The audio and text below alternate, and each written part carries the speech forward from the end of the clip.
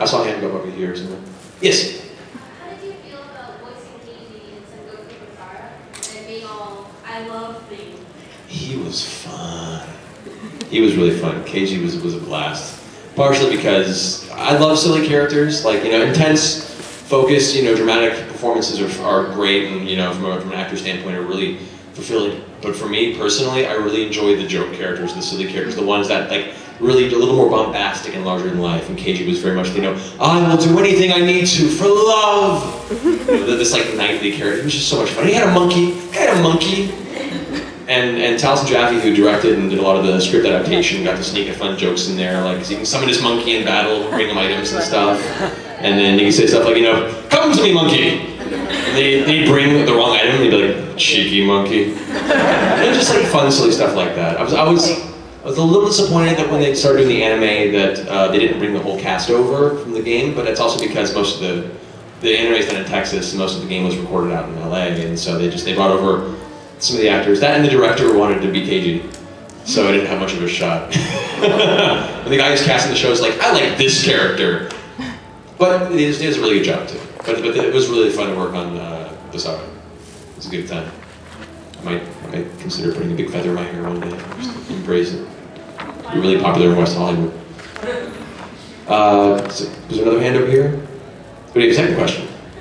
How do you feel about Poison's Way and all the fronts action with Soul Calibur 5? Ah, Soul Calibur 5, yes. Zwei was fun to do. Partially because the guy has the kind of like pseudo-werewolf, you know, summon quality. When I first saw the character, I'm like, wow, he's drawn like he belongs in Fist of North Star. And he performs, and his moves look like he's out of JoJo's Bizarre Adventure. I'm on board. Yeah, he was fun, combat stuff was fun. A lot of the story elements didn't make it into the final game, which I was a little disappointed about. We did a whole story arcs for the characters, like facial motion capture, all the dots glued to our faces, and I'm sad that a lot didn't make it in there, but like, it was a lot of fun to do. I'm a big fighting game buff. Like, I used to do Tournament Street Fighter in high school, so like, through the years, like being able to be part of Street Fighter and being part of Mortal Kombat and being part of Soul Calibur, I'm just like checking off my dream list of fighting games. Yeah! My little, like, you know, 16-year-old self somewhere in the past is like feeling really awesome and he's not sure why. He's just like, today's a good day! Yeah, Soul Calibur was a lot of fun, and Patrick Seitz directed that one, and that was just, it was a good time. Good people. And Yuri Lowenthal got to be so angry and like teenage angsty. It was awesome. He's really good at that. I think he's still angsty. He's also still teenage. That man does not age, by the way. Yuri Lowenthal. That's some Dorian Gray BS right there. I want to know a secret. All right, next question. We got 10 minutes? All right, 10 minutes. You. I heard that Dante Basco, I don't know, also auditioned for Lionel and Tygra. Did he get a role on the show for the future? He did not, as far as I know so far, which is sad because I love to work with him. I mean, he's trying to do his work on Avatar. So it goes, it's fantastic. I'm an Avatar nut now. My girlfriend dragged me into it. I'm meeting to see for a long time. I'm like, oh, it's cool. She's like, no, it changed my life. I'm like, it can't be that good. It was that good. I was like, sure, I'll watch the first episode. I watched it. I'm like, that was really good. It's our second episode. Did that. Wow. One more? One more? The third episode. Cut to like 2 weeks later, like, you know, facial hairs all jagged, bags under my eyes. I'm just like, please, they're in the fire mission. We can't stop. I don't know what happened. The fire lord's Mark Hamill? Oh my god, we're still going. We're doing this. Ah, seriously, so good. You and Hamill first look at team. Can you not wait for the second series of Avatar? Oh, Legend of Korra. I'm doing everything I possibly can to get on that show. It's a lot of the same people. Steve Bloom's on there. Steve Bloom's a friend of mine. He's on the show. D. Bradley Baker, the same director, Andre Romano, and I mean, I have Avatar stuff on my walls. Like I have the actual water scroll for now on one wall, and I have have you seen my Flying Buffalo scroll on the other side of my wall? So we're good Avatars. I'm doing everything I can. Cause man, even just to have like the guy that goes like, hey, he stole my wallet. I'd be happy for that. Like, I'm a wallet guy. When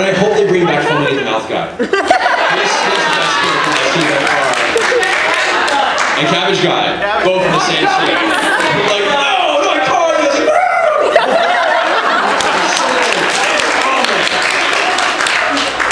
where's the hope? Is your question? Have you ever met Mark Hamill? I've met him once at Comic-Con, a day that I'll forever live in to me. He was at the bar drinking, and he was not like you know, like Joker. No, he was having a drink. He's a classy gentleman. It was like kind of like this tiki bar area outside of the hotels, and I was like, Raymond, there's Mark Hamill. I have to do this. And so I walked up and just said hi. He said, oh, nice to meet you. Very nice, very cordial. But you know, he has that. It's funny when you're used to seeing him as Luke Skywalker, and so you're just used to this bright-eyed optimistic, and then you realize that years and years of, you know, combination of just, you know, getting older and then being the Joker, he's more Joker-like now than Luke Skywalker. And so he's this sort of like moment where I like, Mr. Hamill, sorry to bother you, you know, I just, you know, voice actor, a big fan of your work, and it's his turn, he's like, hi. Oh no worries, it's my pleasure. And I'm just like, the fight or flight kicked in, you know? It's like, I'm scared.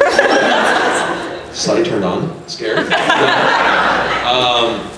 Yeah, it was just really cool. It's very brief, but it was one of those moments where I was like, wow. And then of course when getting to work with Will, who, you know, was telling me stories about his work on Batman and Beyond, he's like, it was his first voiceover gig, really, was Terry Genius. And I'm like, oh, that's rough, you know, going my first voiceover gig, I'll just go work with, you know, Kevin Conroy and Mark Hamill. Douchebag.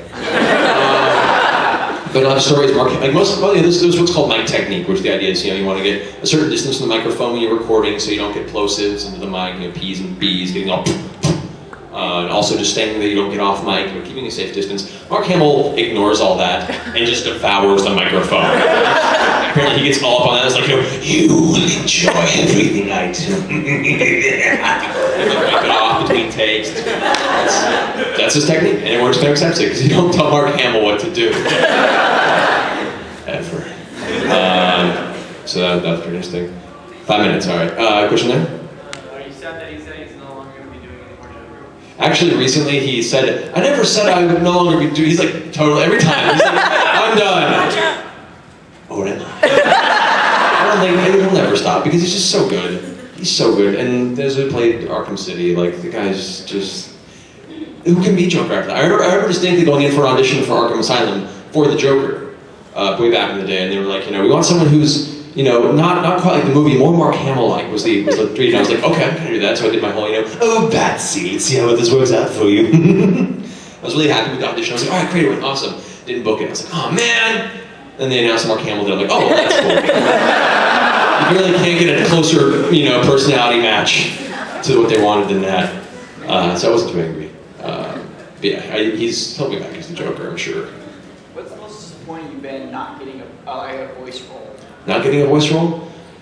For the most part, I don't, you know, the idea is you audition and forget. Because if you just wait for it, you'll end up getting heartbroken. And then if you do book it, you're like, yay, it's my birthday! I think one of the only ones, so actually it's funny enough, Tygra was one of the ones that I was holding on to. I like canceled a trip to visit my brother because I wanted to be there if they called. I was so hoping, But I think one of the ones that I really wanted was, it was Laguna Loire for Dissidia 2. Because as a Final Fantasy fan anyway, but Laguna was my favorite character of Final Fantasy 8 when that came through.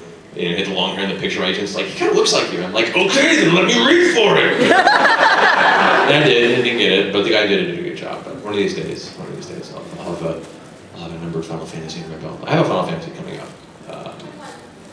Class 0 is coming up soon. Really? Character that named Trey. He's got pretty hair, of course. It seems to be a theme. No worries. Well, you heard nothing. Man, I'm just breaking the left and right today. This is bad.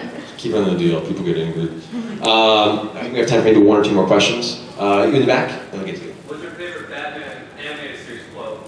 Favorite Batman animated series quote?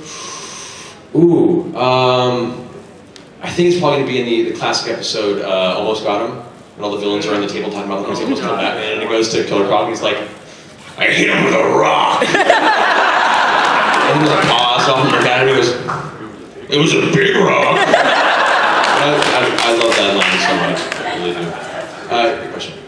Do you prefer doing voice work for video games or TV? It depends. Video games I love because it's just a lot of work and like you get to play out like all the elements of the story. And generally I'm a big high fantasy nut, like RPGs, elves, magic, woo, swords, dragons, I'm there. And there's more of that in video games, so I get to pull out all those fun accents and stuff like that. But animation to me is you get to play out the full story when recording, and a lot of times you record as a group. And to me, that's more of a radio play. You actually get to work with the dynamic of the other actors and meet them, whereas like for the most part, all of us only get to hang out at the conventions. Right, that? One more question? One more question. All right. You said that you like to play fighting games and that you voice acted for Capcom. Mm-hmm. Is there like any Capcom fighting game that you want to voice act in, and what character would it be? Well, I'm glad you asked me this question. Let me tell you something. The day your life comes around when you just have to look up to the sky and say, hey! I want to be Danny Beaky.